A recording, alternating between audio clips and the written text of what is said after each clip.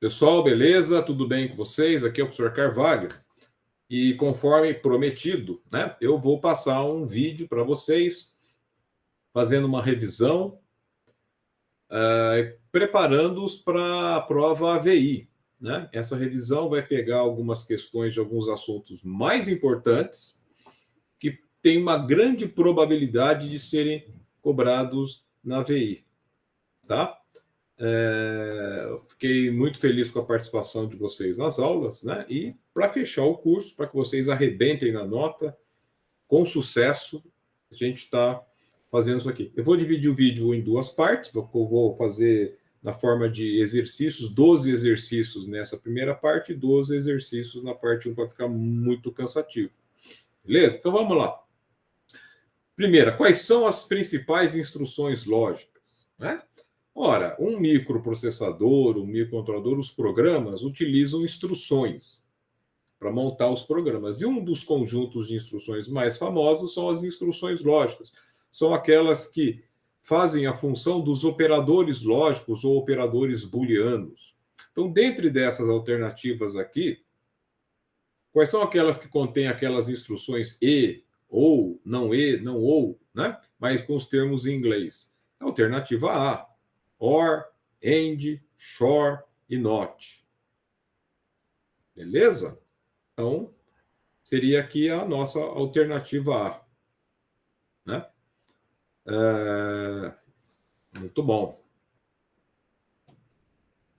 Deixa eu pintar de verde aqui, para indicar que é a alternativa correta.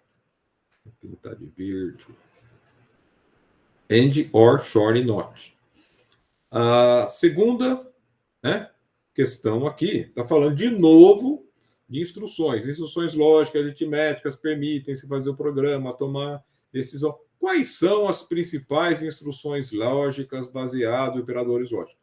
Como eu falei, né, tem um conjunto muito grande de instruções, né? Tem instrução de loop, for, tem instrução loop goto, que são as instruções que a gente chama de instruções de fluxo, de controle. Tem instruções aritméticas, adição, subtração, tem instrução que define tipo de variáveis, byte, char, float, e tem as instruções lógicas, né? As instruções lógicas que estão aqui. De novo, é praticamente muito parecido com o exercício anterior, or, and, shor e not. Instruções lógicas, baseados nos operadores lógicos. Maravilha? Muito bom. Vamos para mais uma questão, né? A terceira aqui. Aí agora a gente já começa a falar do assunto de arquitetura de microcontroladores. Arquitetura de microcontroladores. Beleza? Então, vamos lá. Existem dois tipos de arquiteturas. A arquitetura CISC, que é conjunto de instruções complexo, complex, e RISC, conjunto de instruções reduced, reduzido. Então, professor, como é que eu vou guardar? Como é que eu vou lembrar? É fácil. CISC começa com a letra C. Então, é o conjunto de instruções complexo. RISC começa com a letra R, reduzido. Então, CISC complexo, RISC reduzido. Isso quer dizer o quê? Que um controlador, que um chip, que é projetado com um conjunto de instruções complexo, ele tem muito mais, uma quantidade enorme de instruções à sua disposição. Centenas de instruções, um repertório enorme. E o CISC, um conjunto, e o RISC, Reducer, um conjunto de instruções menor, reduzido. O que isso tem a ver com o outro? Quando um computador, quando um microcontrolador tem um conjunto de instruções reduzido, ele é mais simples. Ele roda os programas mais rápidos, porque as instruções, ele tem um conjunto de instruções mais otimizado. Porém, para escrever um programa, como eu tenho menos opções, eu vou ter que usar mais comandos, mais instruções. O CISC é o contrário. Como ele tem um conjunto de instruções maiores, eu tenho mais opções de instruções para fazer um programa. Então, o programa no CISC fica menor, ocupa menos memória, é mais otimizado. Tá? Aí eu venho aqui nas alternativas, vamos por eliminação. Alternativa C. Em ambas as arquiteturas, RISC e CISC, o espaço memória é otimizado por possuírem a mesma quantidade de instruções. Está errado. Eles não possuem a mesma quantidade de instruções. Eu vou pintar de vermelho aqui, inclusive. Alternativa D.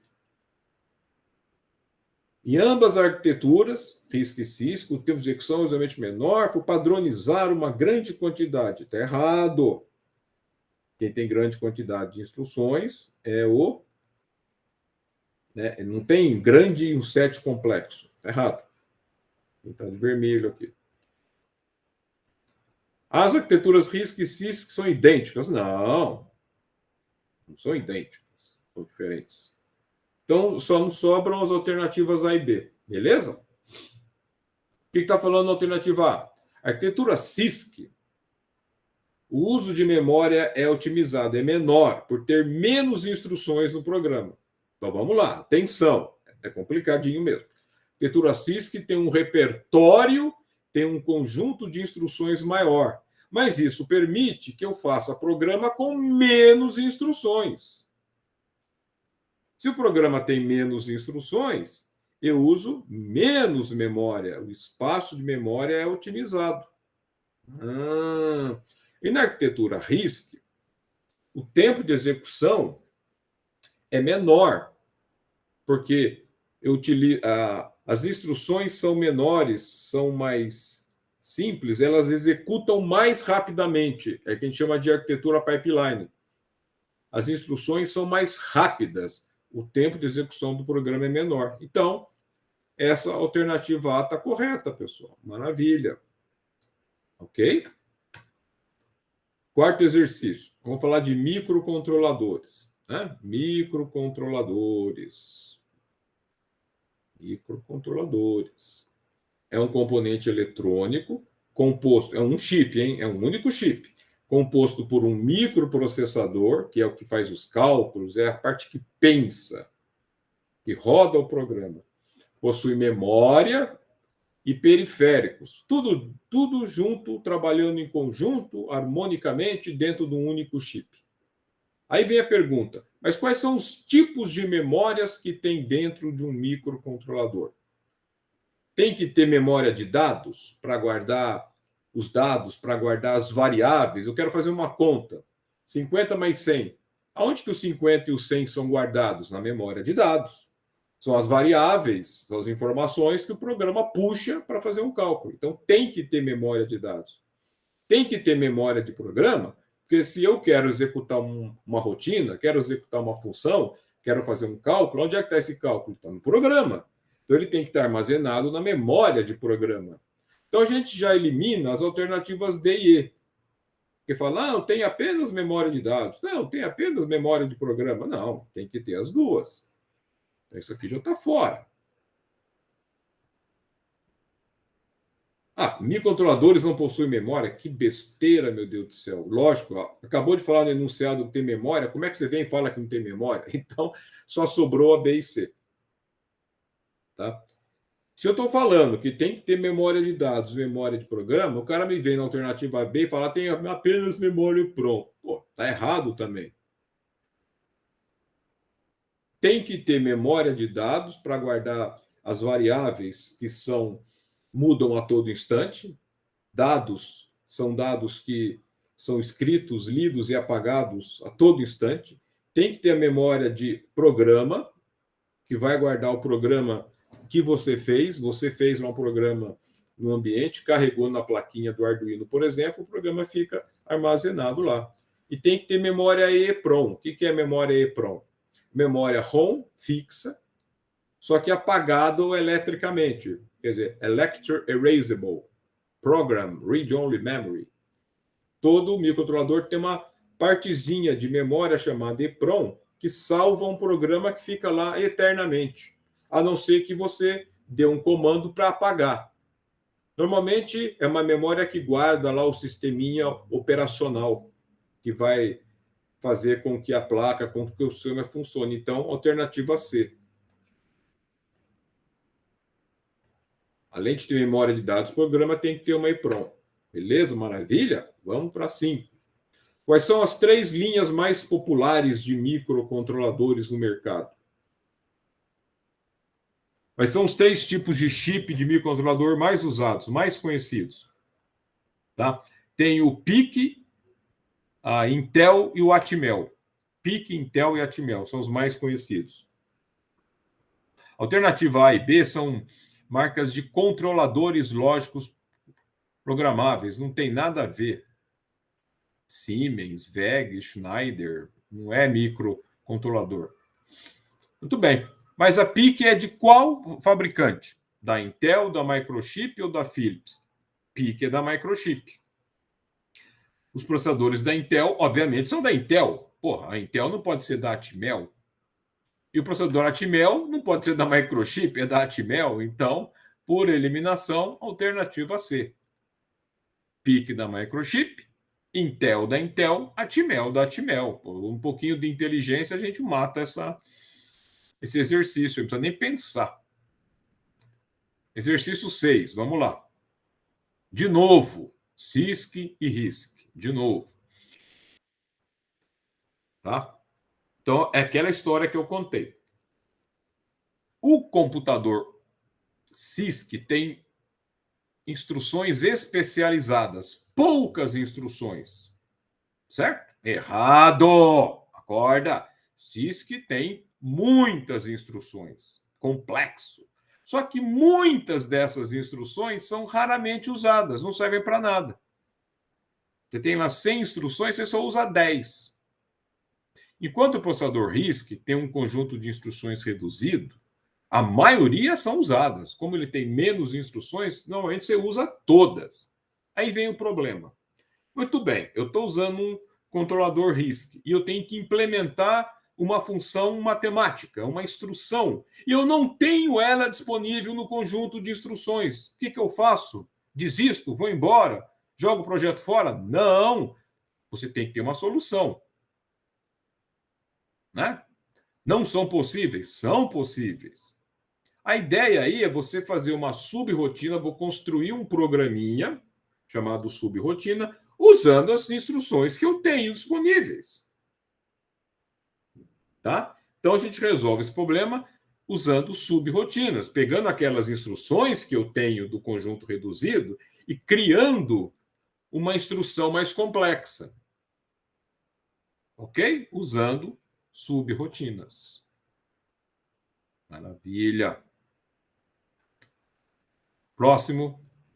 No que consiste um microcontrolador? Né? O que é um microcontrolador?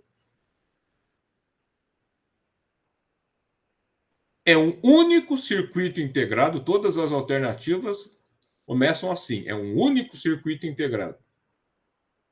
Né? Que contém o que lá dentro dele? Um processador. Então aqui está quieto, aqui está. Que contém um processador. Alternativa A está certa. Né? Alternativa B está certa. Tem um processador. Alternativa C, que possui um comparador. Tem flip-flop, não tem nada a ver. Alternativa C não tem nada a ver. Alternativa D, tem memórias, mas sem processador. Tá, lógico que tem que ter um processador, senão não consegue fazer cálculo nenhum. Alternativa D, consiste em um único circuito integrado só com buffers. Nossa senhora, que besteira. Então, só sobrou alternativa A e B. Vamos lá, vamos analisar com calma a alternativa A e B. Hein? Possui um núcleo de processador, beleza. Alternativa A, memórias voláteis e não voláteis. O que é memória volátil? Memória RAM, memória de dados.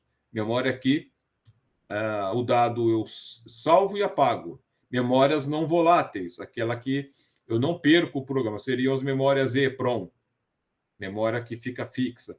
E diversos periféricos de entrada e saída de dados. Parece que está certo. Né? Alternativa B. Possui um núcleo de processador, periféricos de entrada e saída de dados, sem memórias voláteis. Tem que ter memória, meu Deus do céu. Se não tiver memória, como é que ele vai armazenar os dados, armazenar as variáveis e armazenar os programas? Então, aqui no caso, alternativa A. Beleza? Então vamos lá, seguindo em frente. Oitavo. Isso é muito simples. Para quem já fez, resolveu os anteriores. Quais são os dois tipos de arquiteturas de instruções em microcontroladores? A gente já acabou de ver nos, né? RISC e CISC. Alternativa C, RISC e CISC. Complex e Reduced. Existe apenas a RISC? Não. Existe apenas a CISC? Não. ASCII, DEC. Nossa, o pessoal é bem criativo para inventar alternativa errada. Então, CISC e RISC. 9. Em qual das alternativas abaixo temos um software online, aquele que eu uso lá na nuvem, na internet, de design e simulação de circuitos eletrônicos. Inclusive, nós usamos muito no nosso curso aí, né? Nós usamos AutoCAD para eletrônica? Não. Nós usamos o EWB online? Não, EWB não tem online. O que teve, não usamos. O que teve é para simulação de equações. E o FluidSim é para pneumática. Então, só sobrou o Tinkercad, que foi um que nós usamos muito nas nossas aulas para simular circuitos, inclusive com Arduino, com microcontrolador.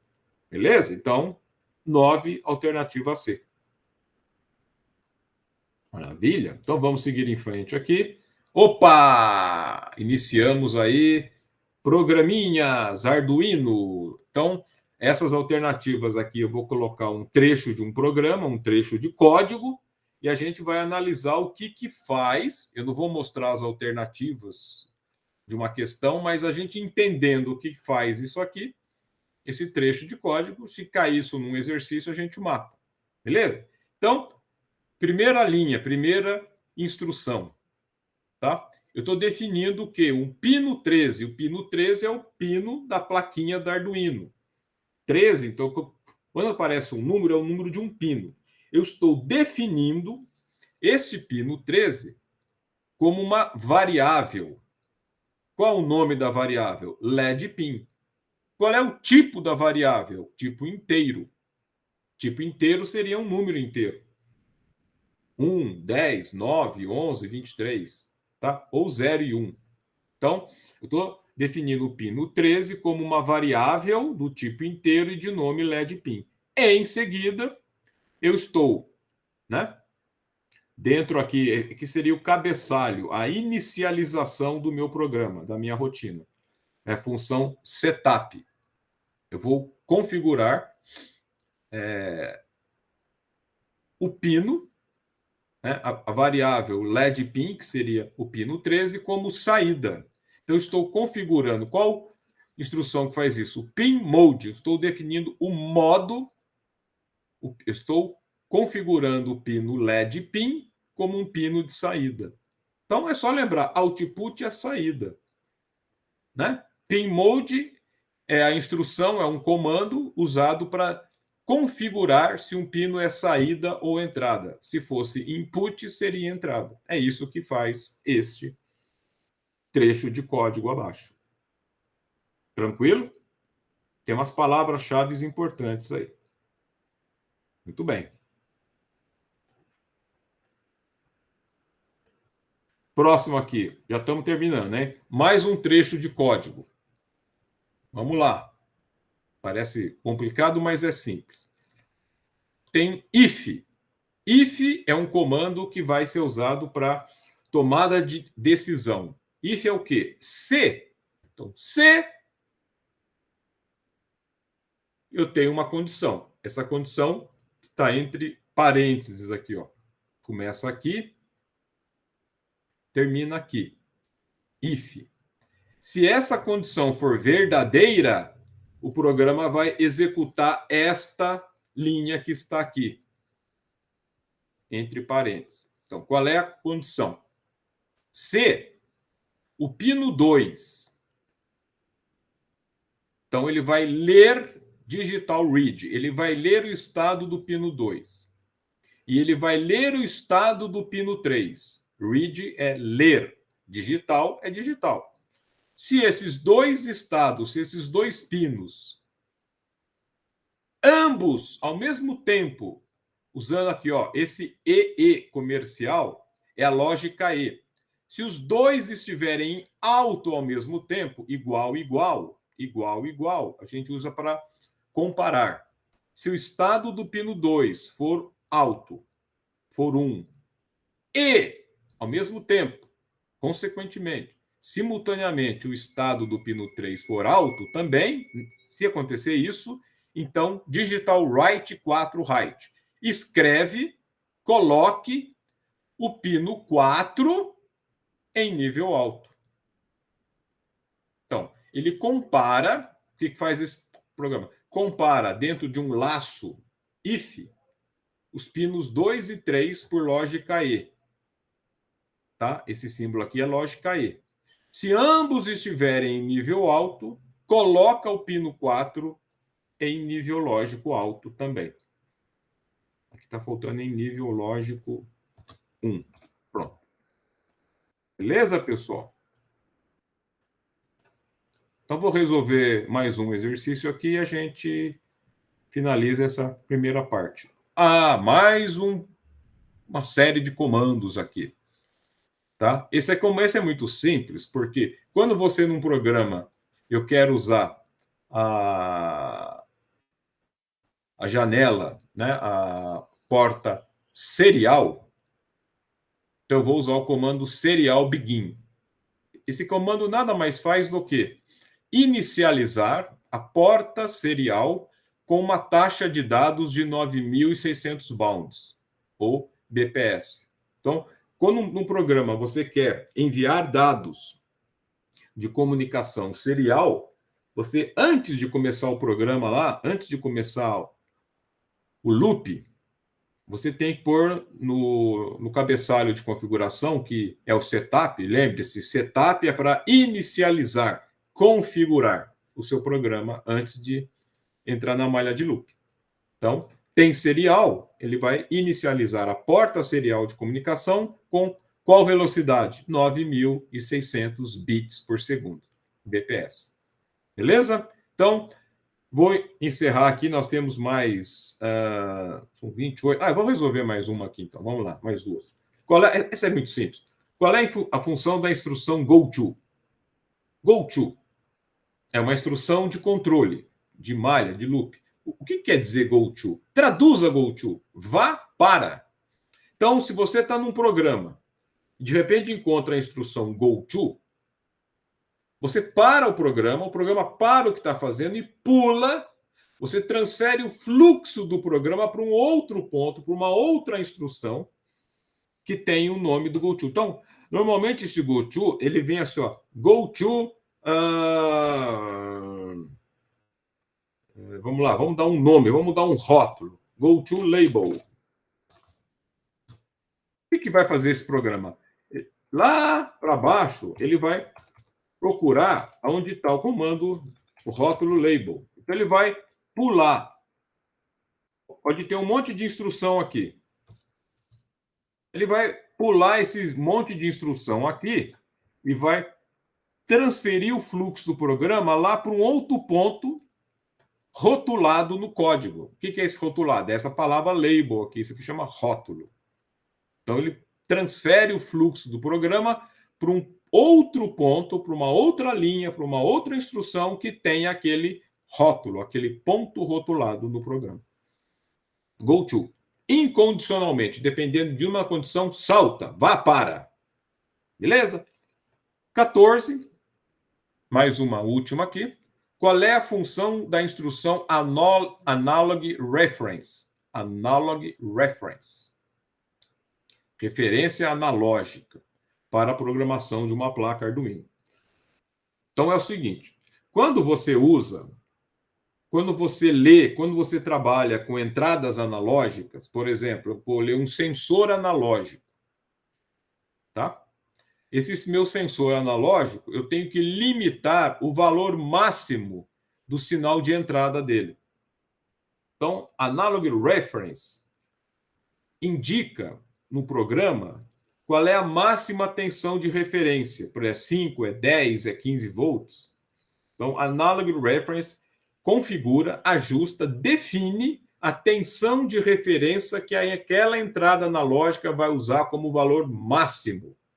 A gente vai, mais para frente, vai fazer um exercício onde eu vou ler um valor analógico, porque a resolução da conversão AD vai depender dessa tensão de referência aí. Então, configura a tensão de referência da entrada analógica, o valor máximo do intervalo de 0 até 10 volts, de 0 a 15, de 0 a 9. Então, esse analog reference normalmente está ligado a um valor de tensão. Beleza, pessoal? Então, eu vou encerrar essa primeira parte aqui e nos próximos dias vocês vão ter disponíveis aí a segunda parte. Maravilha? Então, muito obrigado, aproveitem, estudem bastante.